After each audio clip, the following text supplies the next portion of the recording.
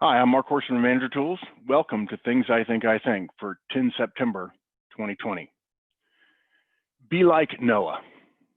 One of our M conference attendees shared with our chat group that he had a great job opportunity fall into his lap this past weekend, and he ended up having to scramble to update his resume. For those of you who are reading, you'll see a copy of the WhatsApp chat comment that he made, and we're hoping to help him with his resume. More and more of this will happen in the months ahead as the economy loosens and organizations discover how things have changed and new opportunities will be available. Get ready now. Clean up your resume, get it clean now rather than rushing around later. Remember, be like Noah before the rain. Working from home. Lots of folks I'm talking to lately are agreeing with the sentiments covered in a Wall Street Journal article about how well Domino's Pizza has responded to the governmental responses to the COVID crisis.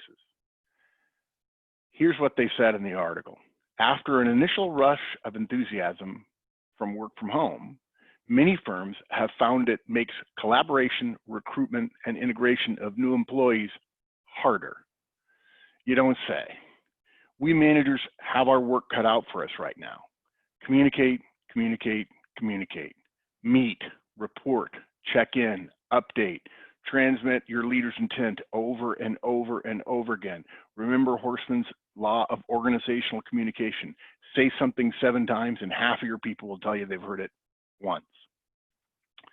Follow up and double check and work on giving more and more feedback. We're the glue that is holding our organizations together. Hold. Another great role. I mentioned in a postscript several months ago that Ben Mendelsohn, the Australian actor, was a great actor based on 2 incredibly different roles that he played.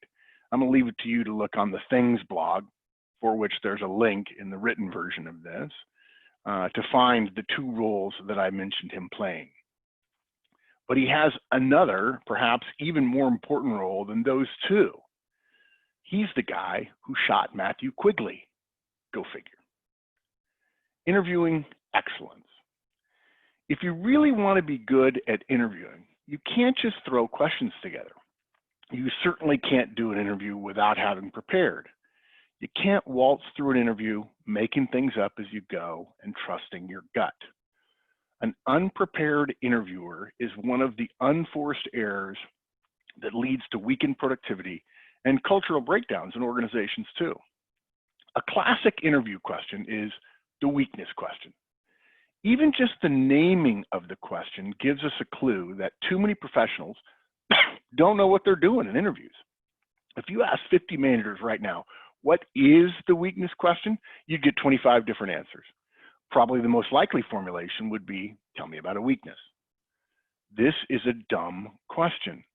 It's made more dumb when you probe managers to see what they're looking for, and most don't really have a clear idea how they're going to evaluate what's a strength and what's a weakness. I realize now I haven't done a good job over the years of detailing an additional reason why prepared and precise questions matter when we're interviewing. We have to have thought of the precise question, one that we can remember and ask again and again to be able to compare and learn and grow. And we must know how we're going to evaluate the answers to them.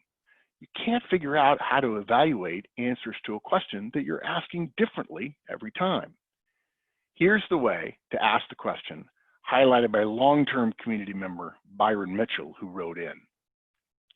Mark, thought I would share with you that we're recruiting for an inventory manager position at one of our stores. And after revisiting your guidance on asking the weakness question, rank your attributes, pick one below average, and tell us about it. I had the store manager ask that question, and we got an answer that told us that this particular candidate didn't like admin, which is 90% of our role. Not sure that would have come out if it was a tell us your biggest weakness question.